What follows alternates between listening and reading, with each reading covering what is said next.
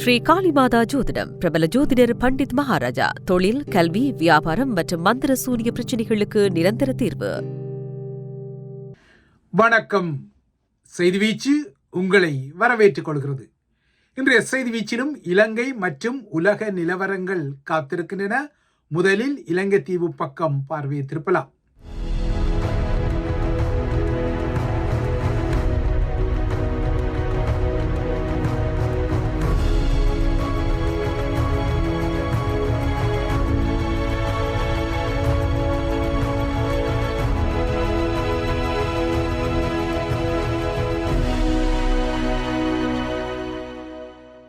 யாழ்குடாவின் அல்லைப்பட்டி பகுதியில் நேற்று காவல்துறையினர் மேற்கொண்ட துப்பாக்கிச் சூட்டில் 17 வயதான சித்தங்கேணியைச் சேர்ந்த அல்பினோ அருள் ஃபயஸ் என்ற 11 வயதுக்காரர் கொல்லப்பட்ட நிலையில் அந்த வாகனத்தில் இருந்த ஏனைய 2 இளையோரும் நேற்று ஊர்காவல்துறை நீதிமன்றத்தில் முற்படுத்தப்பட்ட பின்னர் அவர்களை எதிர்வரும் 24ஆம் தேதி வரை தடுப்பு காவலில் வைக்குமாறு நீதிமன்றம் உத்தரவு பிறப்பித்ததன் அடிப்படையில் தற்போது அவர்கள் இருவரும் தடுப்பு காவலில் உள்ளனர். நேற்றைய செய்தி வீச்சில் இந்த சம்பவம் குறித்து கிட்டிய முதற்கட்ட தகவல்களின் அடிப்படையில் சாரதியாக இல்லாத ஒருவரே இந்த துப்பாக்கிச் சூட்டில் பலியானதாக குறிப்பிடப்பட்டிருந்தது.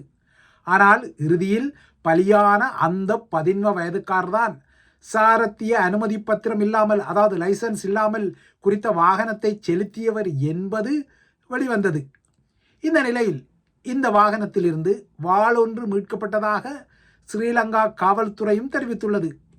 இப்போது இந்த சம்பவத்தின் பின்னணி குறித்த வாத பிரதிவாதங்கள் சமூக வலைத்தளங்களில் இடம்பெறுகின்றன.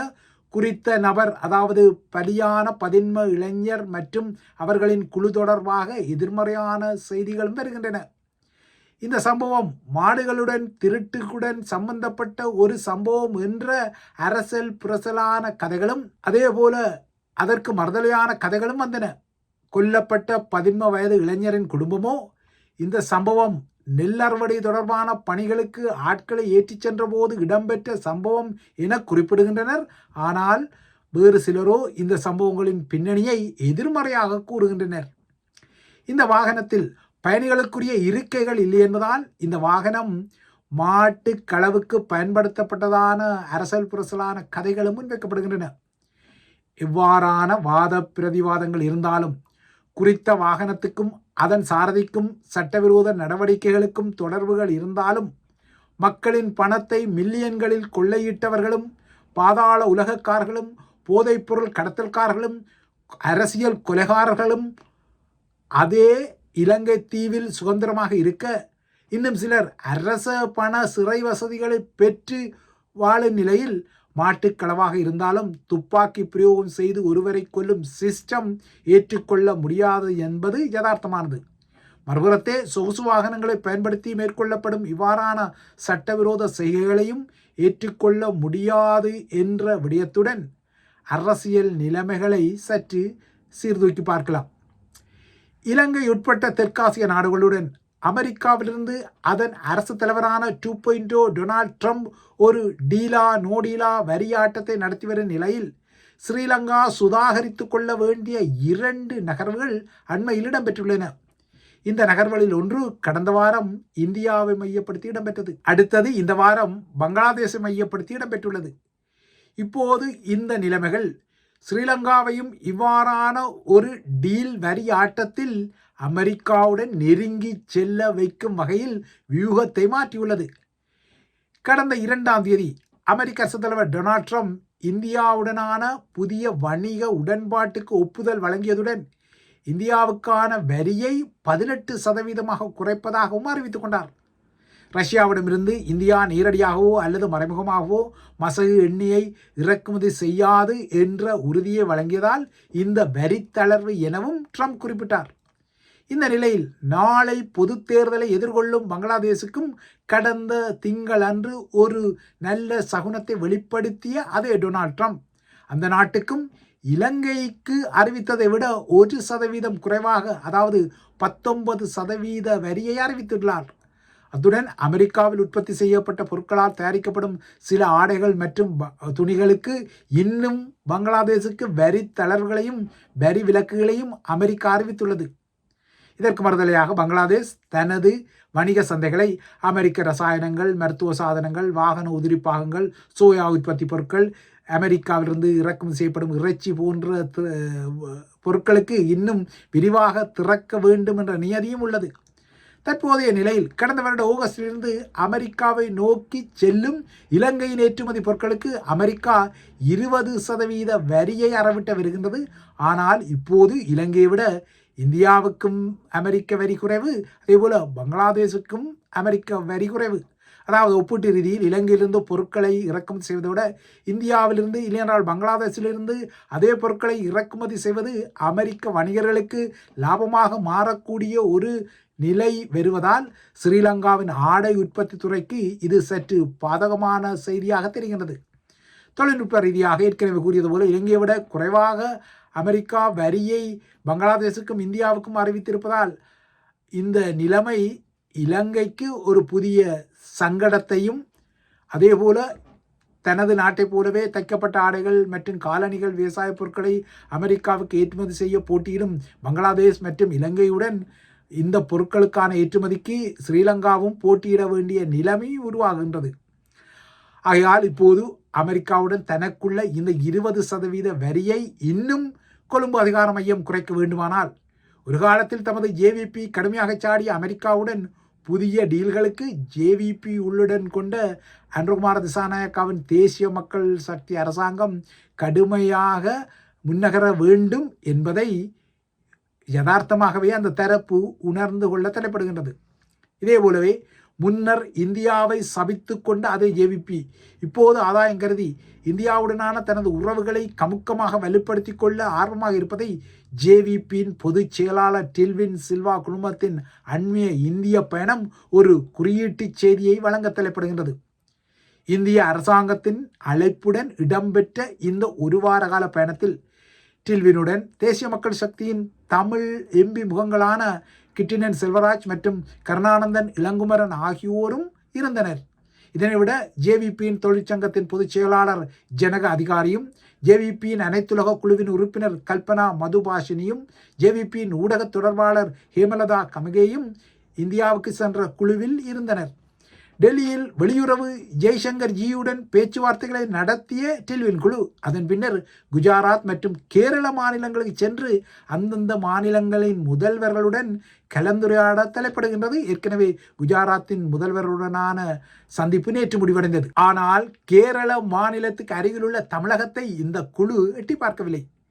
தமிழகத்தில் விரைவில் சட்டப்பேரவை தேர்தல் நடைபெற உள்ளதால் டில்வின் குழுவை சந்தித்தால் அது உள்ளூர் அரசியலுக்கு தமக்கு பாதகமாக மாறிவிடும் என்பதால் இதனால் சோலி எதற்கு என்ற அடிப்படையில் தமிழக அரசியல் முகங்கள், குறிப்பாக ஆட்சி தரப்பில் உள்ள முகங்கள் இந்த நகர்வுகளுக்கு பின்னடித்ததால் டில்வின் குழு தமிழக பக்கம் செல்லவே இல்லை.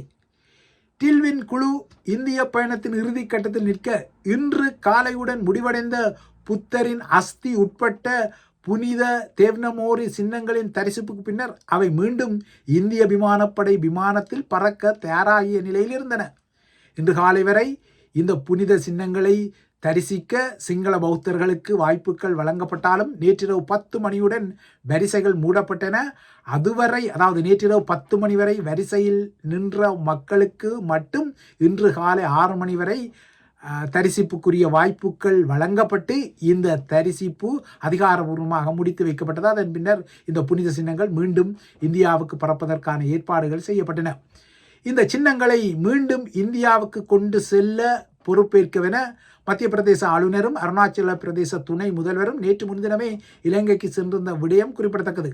சரி, இப்போது டில்வின் குழுவின் இந்திய பயணத்தின் நோக்கம் துல்லியமாக எதுவாக இருக்கக்கூடும்?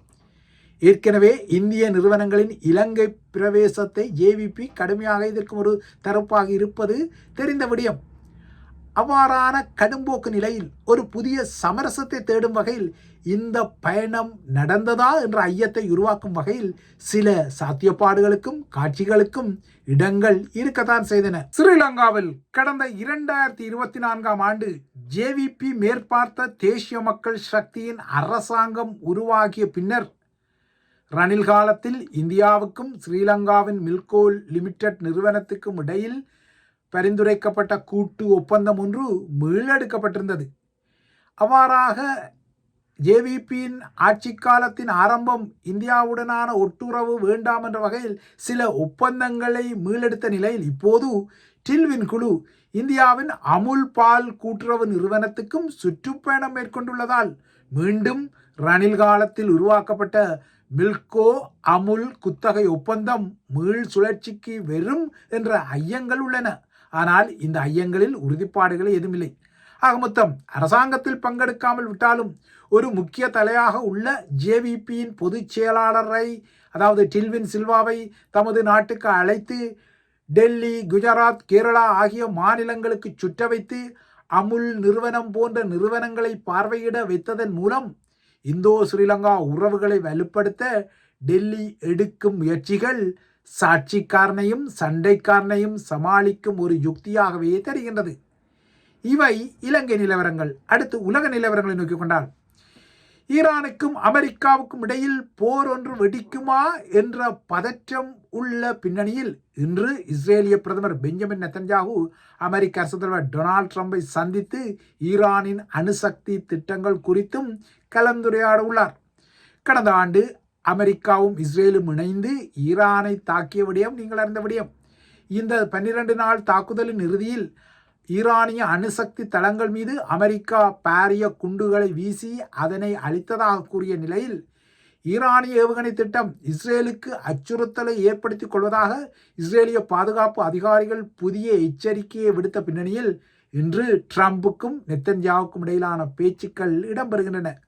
இந்த நிலையில் இன்னொரு புறத்தை ஈரானின் அதியுச்ச தேசிய பாதுகாப்பு பேரவையின் செயலாளர் அலி லேர்ஜானி நேற்று ஓமானிய ஆட்சியாளர் சுல்தான் ஹைதம் பின் தாரிக் அல் சயத்தை சந்தித்து பேசியிருக்கிறார். ஈரானிய அணுசக்தி திட்டம் குறித்து தெஹ்ரானுக்கும் வாஷிங்டனுக்கும் இடையே கடந்த வாரம் ஓமானில் பேச்சுக்கள் இடம்பெற்ற நிலையில் இந்த பேச்சுக்களின் நீட்சிக்காக இந்த சந்திப்பு இடம்பெற்றதாக குறிப்பிடப்படுகின்றது. அதாவது ஈரானும் அமெரிக்காவும் மீண்டும் ஓமானில் அடுத்த கட்ட பேச்சுக்களை நடத்தலாம் என்ற அறிகுறிகளை ஈரானிய முக்கிய தலையின் ஓமான் பயணம் புலப்படுத்துகின்றது. ஈரானின் ஆன்மீக தலைவர் அயத்துல்லா அலி கமேனியின் நெருங்கிய ஆலோசகராக லர்ஜானி இருப்பதும் இங்கு குறிப்பிடத்தக்கது. இதற்கிடையே அமெரிக்காவால் ஐரோப்பா உட்பட உலகில் பதற்றங்கள் அதிகரித்து வரும் நிலையில் ஐரோப்பா உலக அரங்கில் தன்னை முன்னிலையில் நிலைநிறுத்திக் கொள்ள வேண்டும் என பிரெஞ்சு அரசு தலைவர் இமானுவேல் மேக்ரான் அதிரடியான ஒரு கருத்தை வலியுறுத்தலாக விடுத்திருக்கின்றார். ஐரோப்பாவை பொறுத்தவரை இப்போது ஐரோப்பிய நாடுகளுக்கு சீனா, ரஷ்யா மட்டுமல்ல அமெரிக்காவும் அச்சுறுத்தல்களை விடுக்க தலைப்படுவதால் இவற்றை எதிர்கொள்ள ஐரோப்பா விழித்தெழ வேண்டும் எனவும் மேக்ரான் அழைப்பு விடுத்துள்ளார். ஐரோப்பா பொருளாதாரம், நிதித்துறை, பாதுகாப்பு மற்றும் ஜனநாயக அமைப்புகளில் ஒரு சக்தியாக வலுவாக உருவாக தயாரா என்பதுதான் ஐரோப்பிய நாடுகள் முன்னிலையில் உள்ள வினா எனவும் மேக்ரான் கூறுகிறார். இந்த வார இறுதியில் பிரசல்ஸில் ஐரோப்பிய ஒன்றிய உச்சி மாநாடு நடக்கவுள்ள நிலையில் மேக்ரானின் இந்த கருத்து முன்னோட்டமாக வந்துள்ளது.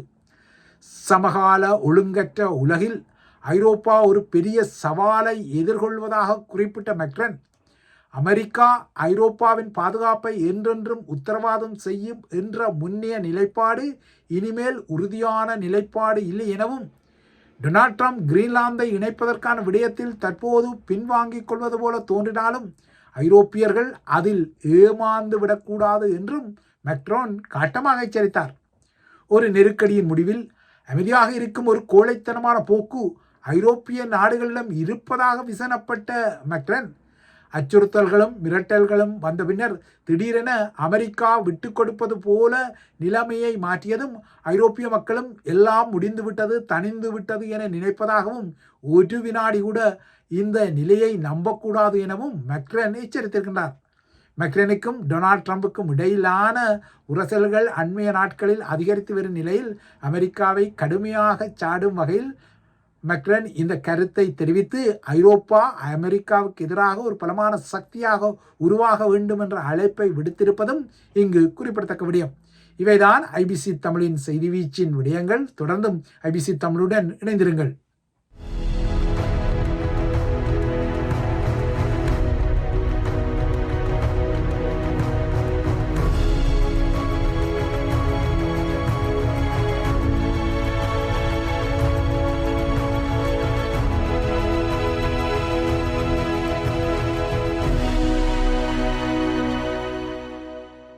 ஸ்ரீ காளிமாதா ஜோதிடம் பிரபல ஜோதிடர் பண்டித் மகாராஜா. தொழில், கல்வி, வியாபாரம் மற்றும் மந்திர சூனிய பிரச்சினைகளுக்கு நிரந்தர தீர்வு.